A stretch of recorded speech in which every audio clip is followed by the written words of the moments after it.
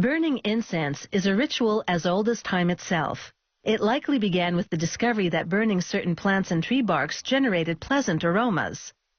Eventually, people began compressing those sweet smells into cone incense, which burns slowly, giving the user more time to relax. Lighting an incense cone can instantly change the mood in a room.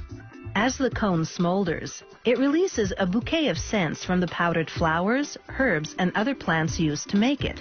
The fragrances released create a soothing atmosphere.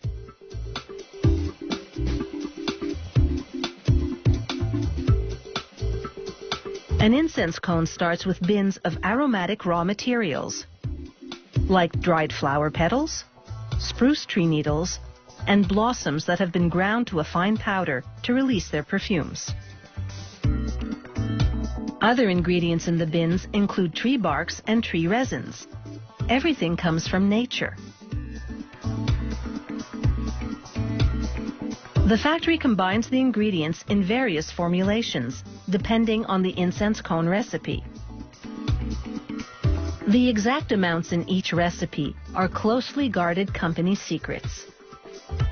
They follow each recipe to the letter, measuring all the ingredients with a traditional balanced scale.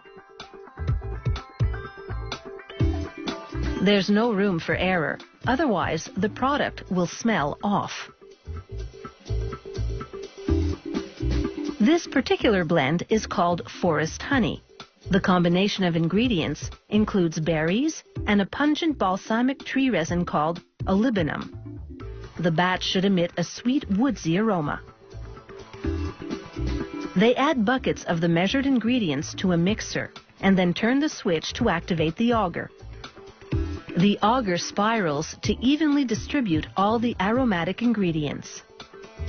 While that's happening, a worker scoops up something that looks a lot like pastry flour, but is actually a plant-based binding agent.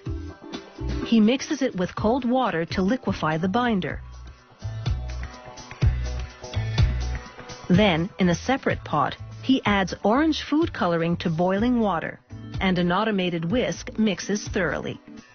He pours the thick binder liquid into the orange-colored water. The whisk kneads it to a pudding-like consistency.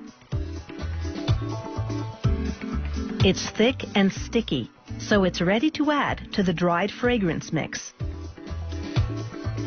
The auger works it into a cakey orange dough that's as malleable as putty.